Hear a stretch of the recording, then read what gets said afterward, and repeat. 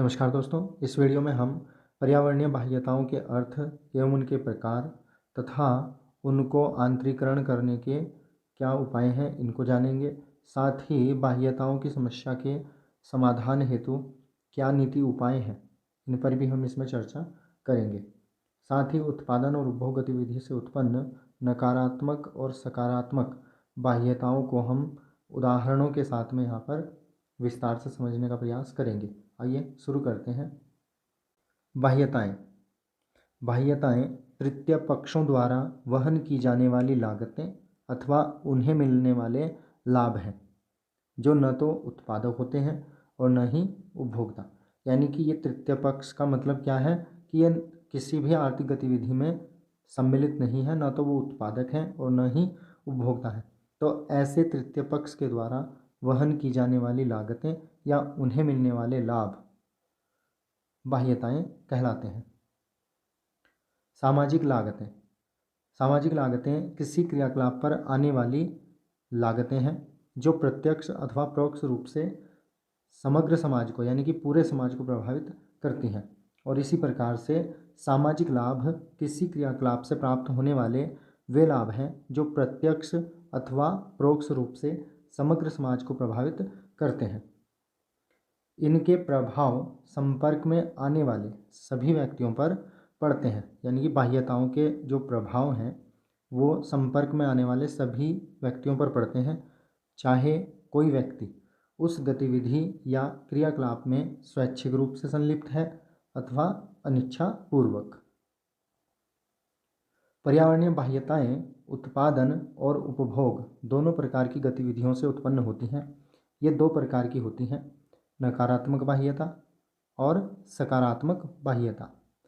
बाह्य लागतें निजी लागतों एवं सामाजिक लागतों के बीच अंतराल का काम करती हैं। जो बाह्य लागतें होती हैं वे निजी लागतें और सामाजिक लागतों के बीच अंतराल का काम करती हैं। निजी लागतों से तात्पर्य यह है कि जो भी कार्य करता है कोई व्यक्ति तो उसकी जो लागत आती है उस व्यक्ति के द्वारा जो भी आर्थिक क्रिया करने में जो भी लागत आती है वो निजी लागत है, लेकिन वास्तव में समाज को जो लागत उठानी पड़ती है उस व्यक्ति के साथ साथ जो समाज भी उस क्रिया की वजह से लागत उठाता है, ठीक है, उसको सामाजिक लागत कहते हैं। यानी कि जो पूरा समाज उस क्रिया की वजह से लागत उठाता है।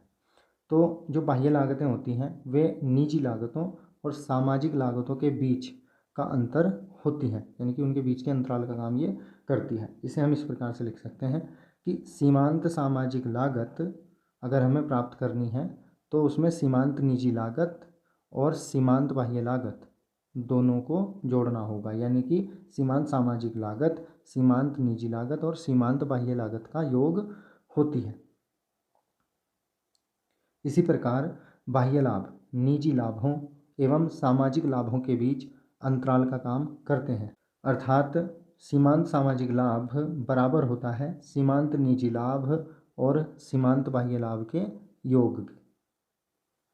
आगे बढ़ते हैं। नकारात्मक बाह्यताएं, जैसे कि हमने पीछे पढ़ा कि बाह्यता जो है दो प्रकार की होती हैं, नकारात्मक बाह्यता और सकारात्मक बाह्यता। तो पहले हम नकारात्मक बाह्यता को समझेंगे। नकारात्मक बाह्यताएं उत्पादन गतिविधि से उत्पन्न नकारात्मक बाह्यता के उदाहरण। पहला उदाहरण है किसी कागज मिल या कपड़ा रंगाई इकाई या एक चीनी मिल का बहिस्राव जो एक जलधारा में जाकर मिलता है आसपास रहने वाले लोगों को दुष्प्रभावित करता है, जिससे लोग वहाँ से पीने व नहाने के पानी से वंचित हो सकते हैं और उन्हें अन्य विकल्पों की कीमत चुकानी पड़ सकती है। दूसरा, इसी से क्या प्रभाव पड़ सकते हैं, दुष्प्रभाव कैसे पड़ सकता है। जलधारा में सड़ांध उत्पन्न हो सकती है, यहाँ मच्छरों का अड्डा भी बन सकता है जिससे उन्हें मच्छर मार उपकरण खरीदने को बाध्य होना पड़ सकता है या बीमार होने पर उपचार लागत भी झेलनी पड़ सकती है। या यह कोई नदी या झील भी हो सकती है जहाँ कभी लोग बढ़ते प्रदूषण के कारण उसके लाभों से वंचित हो गए हैं। इस प्रकार उद्योग के आसपास रहने वाले लोगों को यह उद्योग नकारात्मक रूप से महंगा पड़ रहा है। तो ये इसकी नकारात्मक बाह्यता है आसपास के लोगों पर इस उद्योग की।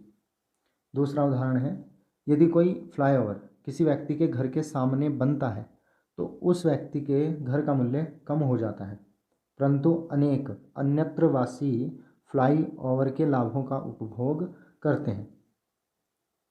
पहले उदाहरण में उद्योग के आसपास रहने वाले लोग उद्योग के क्रियाकलाप से किसी भी प्रकार से लाभान्वित हुए बिना ही, तथा दूसरे उदाहरण में वह व्यक्ति जिसके घर के सामने फ्लाईओवर बना है जो कि उस फ्लाईओवर का खुद भी इस्तेमाल करता है। तीसरा पक्ष है जो नकारात्मक बाह्यताएं वहन कर रहा है।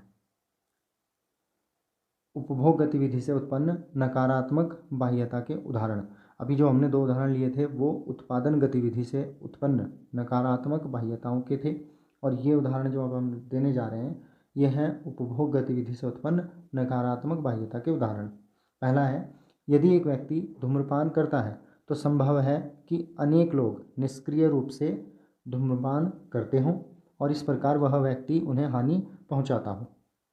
दूसरा उदाहरण है, नीची उड़ान भरने वाले विमान हवाई अड्डे के आसपास रहने वाले लोगों के लिए बेहद शोर करते हैं और उनकी निद्रा भंग करते हैं, उनकी नींद को खराब करते हैं। इसमें से कुछ लोगों ने शायद ही कभी किसी विमान में यात्रा की हो, परंतु ऐसे लोग संपन्न वर्ग की उड़ानों द्वारा शांति भंग की लागत झेलते हैं। तीसरा उदाहरण है, नए रेल मार्ग आसपास के भवनों की शांति भंग कर सकते हैं और लोग अपनी पहले वाली शांति से वंचित हो सकते हैं। तो ये 3 उदाहरण थे। इन तीनों उदाहरणों में धूम्रपान करने वाले के संपर्क में आने वाले लोग तथा हवाई अड्डे और रेल मार्ग के आसपास रहने वाले लोग तीसरा पक्ष हैं जो उपभोग गतिविधि से उत्पन्न होने वाली नकारात्मक बाह्यताएं वहन करते हैं, उनका नुकसान उठाते हैं। यदि किसी भी प्रकार की कोई बाह्यताएं विद्यमान न हो, यानी कि ना तो सकारात्मक बाह्यता और न ही नकारात्मक बाह्यता अगर विद्यमान नहीं है, तो मांग वक्र, जब हम इसको एक रेखा चित्र में दिखाएंगे तो जो मांग वक्र होगा वो सीमांत निजी लाभ और सीमांत सामाजिक लाभ दोनों को ही निरूपित करेगा, एक ही मांग वक्र।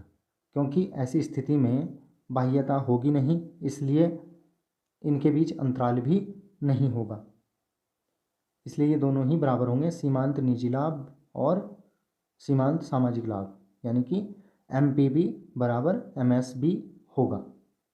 और आपूर्ति वक्र सीमांत सामाजिक लागत और सीमांत निजी लागत दोनों को निरूपित करेगा, क्योंकि ऐसी स्थिति में MPC और MSC यानी कि सीमांत निजी लागत और सीमांत सामाजिक लागत दोनों ही बराबर होंगे, इनके बीच भी कोई बाह्य लागत अंतराल के रूप में नहीं होगी।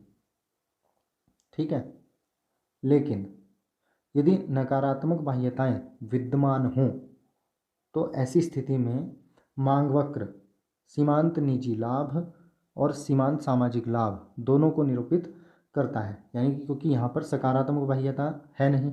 अगर सकारात्मक बाह्यता होती है तो सकारात्मक बाह्यता लाभ, जो सीमांत निजी लाभ है और जो सीमांत सामाजिक लाभ है उनके बीच अंतराल को व्यक्त करती है, उनके बीच अंतराल उत्पन्न करती है। लेकिन यहाँ पर हमने कहा कि नकारात्मक बाह्यता विद्यमान है, सकारात्मक नहीं है, तो सकारात्मक न होने पर क्या होगा कि सीमांत निजी लाभ और सीमांत सामाजिक लाभ दोनों परस्पर बराबर होंगे, इसलिए मांग वक्र जो है इन दोनों को ही निरूपित करेगा। जबकि आपूर्ति वक्र सीमांत सामाजिक लागत को अर्थात सीमांत निजी लागत और सीमांत बाह्य लागत के योग को निरूपित करता है, जो आपूर्ति वक्र होता है, जो एक्चुअल में होना चाहिए, मतलब जो आदर्श स्थिति में होना चाहिए आपूर्ति वक्र, वो सीमांत सामाजिक लागत को निरूपित करेगा, अर्थात सीमांत निजी लागत और सीमांत बाह्य लागत के योग को निरूपित करेगा, जो आदर्श होगा, जो आदर्श आपूर्ति वक्र होगा आदर्श स्थिति में। माना हमने ये चित्र में दिखाया, देखिए जैसे हमने पहले बताया था कि यहाँ पर क्या होता है, ये जो मांग वक्र है ये बाएं से दाएं नीचे की ओर गिरता हुआ है। MSB बराबर MPB बराबर D यानी कि डिमांड। और दो वक्र हमने ऊपर की तरफ जाते हुए खींचे हैं, बाएं से दाएं ऊपर की ओर जाते हुए दो वक्र आप यहाँ पर देख रहे होंगे। एक है MPC बराबर S और दूसरा है MSC बराबर MPC प्लस MEC। तो जो ऊपर वाला वक्र है वो एक आदर्श स्थिति को दर्शाता है, जबकि वास्तविक स्थिति ये होती है कि MPC बराबर S होता है, यानी कि जो आपूर्ति वक्र होता है वो सीमांत निजी लागत को दर्शाता है। जो कोई उत्पादक होता है वो केवल अपनी लागत को देखता है, न कि समाज की लागत को वो इसमें शामिल करता है। ठीक है, तो इसलिए ये होता है। लेकिन क्योंकि कोई भी उद्योग हो तो जब वो आसपास के वातावरण को प्रभावित करता है, उसको प्रदूषित करता है, नकारात्मक बाह्यता डालता है उस पर, तो समाज को उस वजह से काफ़ी मतलब खर्चा करना पड़ता है उसके दुष्प्रभाव से बचने के लिए। इसलिए जो एक उत्पादक का आपूर्ति वक्र होता है, जो यहाँ पर MPC बराबर S से दिखाया गया है, वो नीचा होता है, जबकि वास्तव में जो सामाजिक लागत आती है इस उत्पादन की, वो आपूर्ति वक्र क्या होता है, थोड़ा ऊपर की ओर होता है। यानी कि एक्चुअल में वास्तव में वो MSC बराबर MPC प्लस MEC होता है। यानी कि जो आदर्श आपूर्ति वक्र होगा वो क्या होगा, ऊपर वाला MSC बराबर MPC प्लस MEC होगा।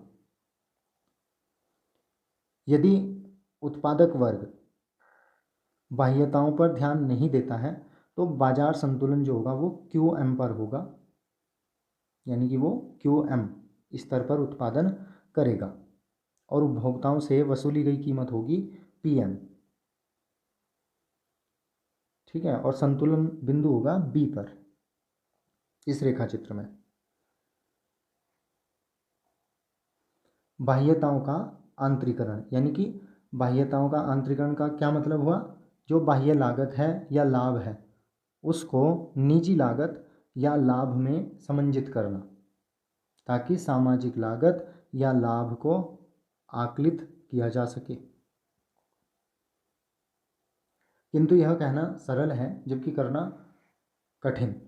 लागत और लाभ का निजी मूल्यांकन निजी व्यक्ति द्वारा किया जाता है, इसलिए ये करना काफ़ी कठिन होता है कि सामाजिक लागत या लाभ जो है वो कितना है, यानी कि जो बाह्य लागत या लाभ है उसको हम कितना निजी लागत या लाभ में शामिल करें, ताकि वास्तविक सामाजिक लागत या लाभ प्राप्त हो सके। अधिकांश मामलों में उन लोगों की पहचान करना कठिन होता है जो किसी बाह्यता से प्रभावित होते हैं, क्योंकि वो व्यक्ति उस क्षेत्र विशेष के हों, सारे के सारे जो प्रभावित हो रहे हैं ऐसा होना ज़रूरी नहीं है। खास करके जैसे कोई सड़क है या कोई पुल है, ठीक है, तो वहाँ से पता नहीं कितने लोग गुजरते हैं, तो ये कहना या ये पहचान पाना कि कौन कौन लोग हैं जो इसकी बाह्यता से लाभ उठा रहे हैं या हानि उठा रहे हैं, वे कौन है, इसलिए ये थोड़ा मुश्किल होता है। नकारात्मक बाह्यताओं का आंतरीकरण, तो यहाँ पर कराधान के माध्यम से नकारात्मक बाह्यताओं का आंतरीकरण करने का उपाय सुझाया गया है। मान लीजिए कि सीमांत बाह्य लागत आकलित करना और सीमांत सामाजिक लागत वक्र ज्ञात करना संभव है।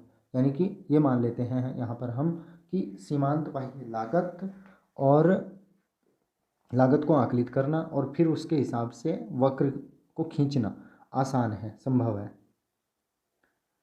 प्रसिद्ध अर्थशास्त्री आर्थर पिगू ने नकारात्मक बाह्यताओं के आंतरीकरण के लिए एक कर थोपे जाने का सुझाव दिया था, जिसे आजकल सुधारक कर के नाम से जाना जाता है। इसे पिगूवादी कर भी कहा जाता है। मादक द्रव्य पर लगे इस कर को पापाचार कर भी कहा जाता है। अब हम यहाँ पर, ये बिल्कुल पिछला ही चित्र है जो आप देख रहे थे, इसमें आप देख रहे हैं यहाँ पर जैसा हमने बताया था कि अगर क्योंकि जो उत्पादक होता है वो नकारात्मक या सकारात्मक बाह्यताओं को शामिल नहीं करता, वो केवल अपनी लागत को इसमें शामिल करता है जो उसकी खुद की लागत आती है। समाज क्या लागत उठा रहा है उससे उसको कोई लेना देना नहीं होता। लेकिन अगर सरकार चाहती है कि इन नकारात्मक बाह्यताओं को उत्पादन गतिविधि में शामिल किया जाए, इनका आंतरीकरण किया जाए, तो वो ये काम कर सकती है कि जो बाह्य लागत है, सीमांत बाह्य लागत है, उसके मूल्य के बराबर उत्पादन कर लगाया जा सकता है और इस प्रकार से लागत को बढ़ाया जा सकता है ताकि आपूर्ति वक्र जो है वो उत्पादक के लिए एमएससी वक्र तक ऊपर की ओर खिसक जाए और उत्पादन को अनुकूलतम स्तर तक घटाया जा सके। तो यहाँ पर उत्पादन कर लगाया जा सकता है। रेखा चित्र में नकारात्मक बाह्यताओं के आंतरीकरण के लिए आवश्यक न्यूनतम कर जो है वो प्रति इकाई एडी के बराबर है। ठीक है, एडी के बराबर यहाँ पर कर लगाया जाना चाहिए प्रति इकाई। और कुल कर की अगर हम बात करें तो ये होगा APS P*M*D। तो ये पूरा का पूरा क्षेत्रफल जो है ये कुल कर को दर्शाएगा जो लगना चाहिए, ताकि जो MPC है, जो उत्पादक के लिए आपूर्ति वक्र है, वो कितना हो जाए, MSC के बराबर हो जाए, ताकि नकारात्मक बाह्यता को कम किया जा सके। आगे बढ़ते हैं। सकारात्मक बाह्यता। हम अनेक वस्तुएं अपने प्रयोग के लिए उत्पादित अथवा क्रय करते हैं, परंतु वे उन पर भी सकारात्मक प्रभाव डाल सकती हैं जो उनकी लागत वहन नहीं करते हैं। उत्पादन गतिविधि से उत्पन्न सकारात्मक बाह्यता के उदाहरण। पहला, यदि कोई सड़क मेरे घर के पास बनाई जाती है तो मेरे घर का मूल्य बढ़ जाता है, जबकि यह सड़क निश्चय ही सिर्फ मेरे लिए नहीं बनी है, लेकिन फिर भी मेरे घर का मूल्य इससे बढ़ गया है। तो एक तो ये सकारात्मक बाह्यता हो गई, उत्पादन गतिविधि, सड़क का उत्पादन हुआ है, सड़क बनी है। दूसरा उदाहरण है, एक व्यक्ति का सेब का फलोद्यान बगीचा, सेब के फलों का बगीचा पड़ोस के मधुमक्खी पालकों की मदद कर सकता है, क्योंकि वो जो मधुमक्खियां हैं वो फलोद्यान से रस ले जा सकती हैं और शहद बना सकती हैं। तो इस प्रकार से ये क्या है, उत्पादन गतिविधि से सकारात्मक बाह्यता के उदाहरण हैं। उपभोग गतिविधि से उत्पन्न सकारात्मक बाह्यता के उदाहरण। पहला, यदि एक व्यक्ति किसी छूत रोग के प्रति टीकाकृत होता है तो उसके संपर्क में आने वाले लोगों के पास उस रोग से संक्रमित हो जाने की संभावना कम ही होती है। तो टीकाकृत कौन हुआ है, छूत रोगी, जबकि उसके संपर्क में आने वाले लोगों को भी इससे लाभ हो रहा है कि वो संक्रमित होने से उससे बच रहे हैं, उसकी संभावना कम है। दूसरा उदाहरण है, यदि किसी भवन में स्मोक डिटेक्टर अथवा अग्निरोधक यंत्र लगाया जाता है तो आग लगने के अवसर कम हो जाते हैं और इससे पड़ोस के भवनों में रहने वाले लोग भी लाभान्वित होते हैं। जबकि ये स्मोक डिटेक्टर या अग्निरोधक यंत्र जो है वो किसी एक व्यक्ति ने किसी भवन में लगा रखा है, लेकिन आसपास के पड़ोस के लोग भी उससे लाभान्वित होते हैं। ये कुछ सकारात्मक बाह्यताओं के उदाहरण हैं, क्योंकि यहाँ तृतीय पक्ष यानी कि पड़ोसी लागत साझा नहीं करते परंतु लाभ उठाते हैं। सकारात्मक बाह्यताओं का आंतरीकरण। सकारात्मक बाह्यताओं का आंतरीकरण कैसे किया जा सकता है, सुधारक अर्थ सहाय्य के द्वारा, यानी कि आर्थिक सहायता दे करके। यदि आर्थिक क्रियाकलाप में कोई नकारात्मक बाह्यता विद्यमान नहीं है तो सीमांत सामाजिक लागत और सीमांत निजी लागत परस्पर बराबर होंगे, क्योंकि यहाँ पर कोई बाह्य लागत जो होगी वो अंतराल उत्पन्न नहीं करेगी, इनके बीच अंतर उत्पन्न नहीं करेगी, क्योंकि वो होगी ही नहीं। जबकि आर्थिक क्रियाकलाप में सकारात्मक बाह्यताओं की उपस्थिति में सीमांत सामाजिक लाभ जो होगा वो सीमांत निजी लाभ और सीमांत बाह्य लाभ के योग के बराबर होगा, क्योंकि सकारात्मक बाह्यताएं बाह्य लाभ उत्पन्न करेंगी। उपभोक्ता वर्ग आम तौर पर अपने क्रियाकलापों से लाभान्वित होने वाले तृतीय पक्षों से मोल भाव नहीं करता है और इस प्रकार वो सीमांत बाह्य लाभ की उपेक्षा करता है। जैसा आपने पिछले उदाहरण में भी देखा, हमने भी देखा अभी पिछले उदाहरणों में कि स्मोक डिटेक्टर या फ्लोद्यान लगाया गया है और उसकी वजह से जो पड़ोस के व्यक्ति हैं वो लाभ ले रहे हैं, लेकिन जो फ्लोद्यान का मालिक है या जो स्मोक डिटेक्टर लगाने वाला है वो पड़ोसियों से उसकी लागत की अपेक्षा नहीं करता और इस प्रकार से MEB यानी कि सीमांत बाह्य लाभ की उपेक्षा वो करता है। सामाजिक दृष्टिकोण से किसी भी आर्थिक क्रियाकलाप में अनुकूलतम संसाधन आवंटन के लिए आवश्यक है कि सकारात्मक बाह्यताओं को आर्थिक क्रियाकलापों में आंतरीकृत किया जाए, यानी इनको शामिल किया जाए। इसके लिए सुधारक अर्थ सहाय्य अर्थात आर्थिक सहायता उपभोक्ताओं को या उत्पादकों को दी जा सकती है, यानी कि इनमें से किसी को भी ये आर्थिक सहायता दी जा सकती है ताकि सकारात्मक बाह्यताओं को आर्थिक क्रियाकलापों में आंतरीकृत किया जा सके। चित्र के माध्यम से समझते हैं। रेखा चित्र किसी पूर्णतः प्रतिस्पर्धी बाजार में बेची गई वस्तु जैसे कि टीकाकरण की सकारात्मक बाह्यता को दर्शाता है। चित्र में सीमांत सामाजिक लाभ सीमांत निजी लाभ के समांतर परंतु ऊर्ध्वमुखी है, क्योंकि सीमांत सामाजिक लाभ मापे गए प्रत्येक उत्पादन स्तर के लिए नियत मतलब निश्चित सीमांत बाह्य लाभ तक ऊंचा जाएगा। यानी कि जो यहाँ पर आप देख रहे हैं मांग वक्र जो है वो नीचे की ओर आता हुआ बाएं से दाएं नीचे की ओर आता हुआ है। एक है MPB और दूसरा है MPB प्लस MEB।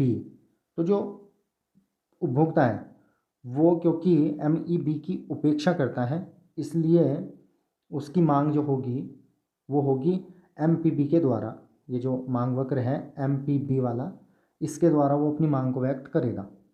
जबकि समाज चाहता है, समाज के हिसाब से अगर देखें तो समाज की मांग कितनी है MPB प्लस MEB। ये मांग वक्र जो है समाज का है, जो जिससे उसको लाभ हो रहा है उस लाभ की वजह से जो डिमांड है आदर्श वो इतनी है, लेकिन क्योंकि उपभोक्ता उपेक्षा करता है MEB की इसलिए वो कम डिमांड इनकी करता है। MPB बराबर MPC वाली बाजार संतुलन शर्त के आधार पर उत्पादन, यानी कि अगर हम केवल पर्सनल वो देखें, व्यक्तिगत तौर पे देखें इसको, अगर हम सीमांत सामाजिक लाभ को शामिल न करें जैसा कि वास्तव में होता भी है, तो इस शर्त पर जो उत्पादन होगा वो QM के बराबर होगा और उपभोक्ताओं से वसूली गई कीमत PM होगी और संतुलन जो होगा वो बिंदु B पर होगा, जो कि सामाजिक दृष्टिकोण से अनुकूलतम स्थिति नहीं है। अनुकूलतम स्थिति कौन सी होगी सामाजिक दृष्टिकोण से? जो सामाजिक मांग वक्र है उसके अनुरूप संतुलन जो होगा वो कहाँ होना चाहिए हमारा A पर, और जो आपूर्ति है या जो उत्पादन है वो कितना होना चाहिए QS। ये अनुकूलतम स्थिति है क्योंकि ये क्रिया या ये गतिविधि जो है ये समाज के लिए लाभकारी है, इसलिए इसकी डिमांड ज़्यादा है तो इसलिए इसकी आपूर्ति भी ज़्यादा होनी चाहिए। सामाजिक दृष्टिकोण से किसी भी क्रियाकलाप में अनुकूलतम संसाधन आवंटन के लिए आवश्यक है कि सीमांत सामाजिक लाभ और सीमांत सामाजिक लागत दोनों परस्पर बराबर हों।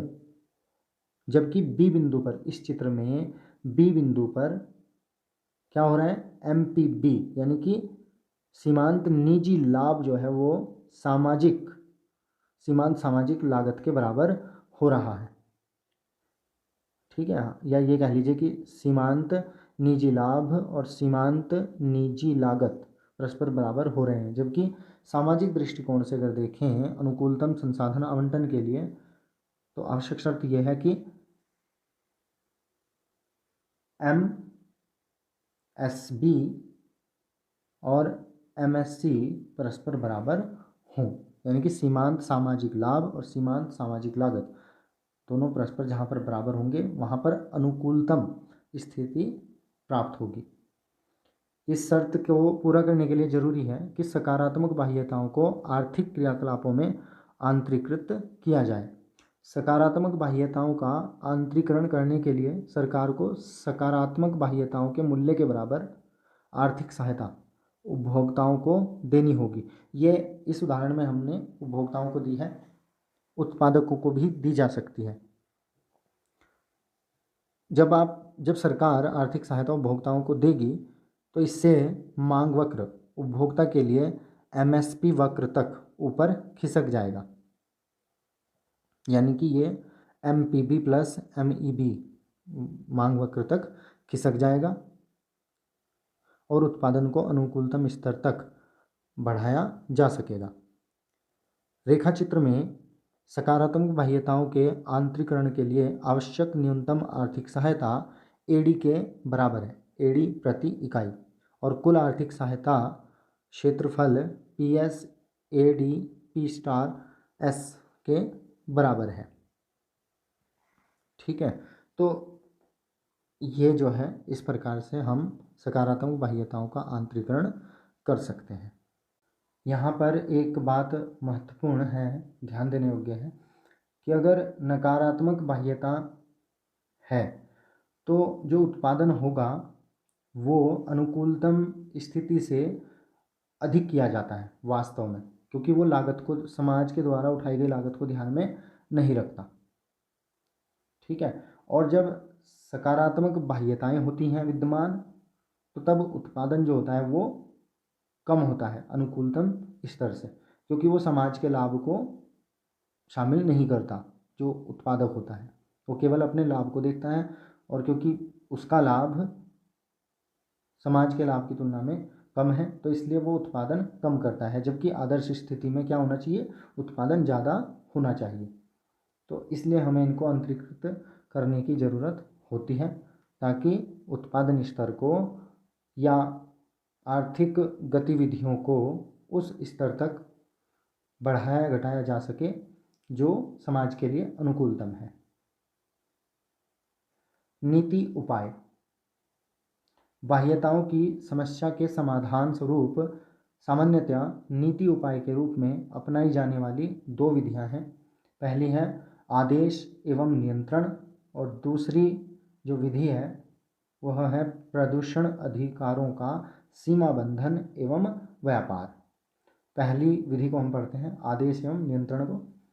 विश्व भर की सरकारें आमतौर पर मानवीय क्रियाकलापों के लिए आदेश एवं नियंत्रण विधि द्वारा प्रदूषण स्तर घटाने का प्रयास करती हैं। उदाहरण के लिए वायु प्रदूषण नियंत्रण करने के लिए भारत सरकार ने वर्ष 2010 में मोटर वाहनों समेत सभी इंजनों पर भारत 4 मानक लागू किए हैं। ऐसे मानक विद्युत कारखाने या मिल आदि अचर स्रोतों से तथा रेलगाड़ियों, बसों, ट्रकों एवं कारों आदि चल स्रोतों से उत्पन्न होने वाले प्रदूषक पदार्थों के लिए विकसित किए गए हैं। इसी प्रकार के मानक विभिन्न उद्योगों के लिए जल प्रदूषक पदार्थों और मृदा प्रदूषक पदार्थों के लिए तय किए गए हैं। ऐसे मानक ठोस वैज्ञानिक एवं तकनीकी अध्ययनों के आधार पर इस दृष्टि से तय किए जाते हैं कि अर्थव्यवस्था में गतिहीनता न आए। एक तो ये था। दूसरा है, यानी कि ये लिमिट कर देती है कि भाई इसके अनुरूप आपको काम करना है, ये जो उपाय हैं ये अपनाने हैं आपको अपनी इसमें कारखाने में, मिल में या अपनी बसों रेलगाड़ियों में ये टेक्नोलॉजी आपको अपनानी है इसके अनुरूप। तो एक तो ये है उपाय। दूसरा जो उपाय है वह है प्रदूषण अधिकारों का सीमाबंधन एवं व्यापार। सीमाबंधन कैपिंग क्या है समझते हैं इसको। अम्ल वर्षा के उस स्तर से जो कि वर्ष 1980 में रहा था उसको आधे पर आने के लिए वर्ष 1995 में अमेरिका स्थित एनवायरमेंटल प्रोटेक्शन एजेंसी ने प्रतिवर्ष हासिल किए जाने के लिए प्रदूषण अनुज्ञप्तियों अथवा अधिकारों की नियत संख्या आवंटित करने का निर्णय लिया। इन्होंने क्या किया कि जो 1980 में अम्ल वर्षा का जो स्तर था उसको 1995 में आधे पर लाने के लिए, उस स्तर को आधे तक घटाने के लिए इन्होंने प्रतिवर्ष उसको क्या किया, घटाने के लिए कि भाई प्रतिवर्ष आप इतना इतना कम करेंगे। इसके लिए उन्होंने क्या कर दिया कि प्रदूषण अनुज्ञप्तियों यानी कि अधिकारों या परमिशंस जो हैं, लाइसेंस, अनुज्ञप्तियों का मतलब लाइसेंस या अधिकार जो हैं वो नियत संख्या में आवंटित करने का निर्णय लिया। इस लक्ष्य को विद्युत संयंत्रों से सल्फर डाइऑक्साइड उत्सर्जन को घटाकर हासिल करने का प्रयास किया गया। इसे सीमा बंधन कहा जा सकता है क्योंकि वे दी गई अनुमति से अधिक उत्सर्जन नहीं कर सकते। इसमें क्या हुआ कि इसमें जो लाइसेंस दिए जाते थे उनको बाकायदा अनुमति दी जाती थी कि भाई आप केवल इतनी मात्रा तक या इतनी यूनिट तक जो है सल्फर डाइऑक्साइड का उत्सर्जन कर सकते हैं, इससे अधिक की आपको अनुमति नहीं है। अगर आप इस मात्रा से अधिक सल्फर डाइऑक्साइड का उत्सर्जन करते हैं तो आप पर जुर्माना होगा, आपका लाइसेंस रद्द हो सकता है वगैरह वगैरह, मतलब इस तरह का ये होता है। तो इसमें क्या होता है कि सीमा बंधन मतलब एक जो अधिकतम सीमा है उत्सर्जन की किसी कंपनी के द्वारा खासकर, ठीक है, या किसी संयंत्र के द्वारा, तो उसको ये निश्चित कर देती है। व्यापार, अब इसमें व्यापार क्या है, यदि किसी विशिष्ट संयंत्रों को अधिक उत्सर्जन करना पड़ता था तो उन्हें आपस में सौदा कर लेने अथवा ईपीए से खरीद लेने की अनुमति थी। वे संयंत्र जो कम उत्सर्जन करते हैं अपनी अनुज्ञप्तियों को यानी कि लाइसेंस को उन्हें बेच सकते थे जिन्हें अधिक उत्सर्जन करने की आवश्यकता पड़ती थी। ये कुछ इस तरह का है कि सबने, मान लीजिए कुछ 10 व्यक्ति हैं जो संयंत्र चलाते हैं, मालिक हैं, उन्होंने लाइसेंस लिए हुए हैं और उनको एक लिमिट तक वो मिली हुई है कि भाई आप इतना उत्सर्जन कर सकते हैं। बाई चांस अगर कोई संयंत्र कम उत्सर्जन करता है जितनी उसको अनुमति है तो वो अन्य ऐसे संयंत्र के मालिक को यानी कि लाइसेंस बेच सकता है जिसको ज़रूरत है और उत्सर्जन करने की, और उसका कोटा पूरा हो गया है, मतलब उसने संयंत्र को बंद किया हुआ है या वो बंद कर देगा, उसकी लिमिट पूरी होने वाली है तो वो उससे खरीद लेता है।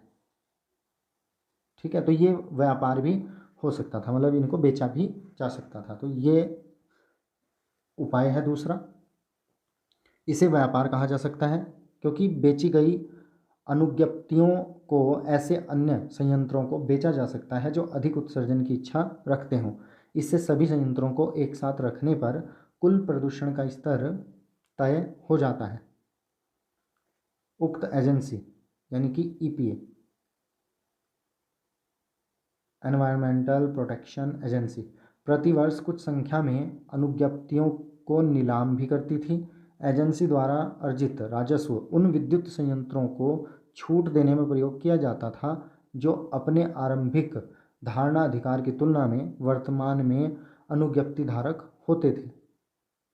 वातावरण में प्रदूषक पदार्थ उत्सर्जित करने अथवा जल में बहिस्राव करने संबंधी ये प्रदूषण अधिकार ऐसे संपत्ति अधिकारों की भांति होते हैं जो हस्तांतरित किए जा सकते हैं।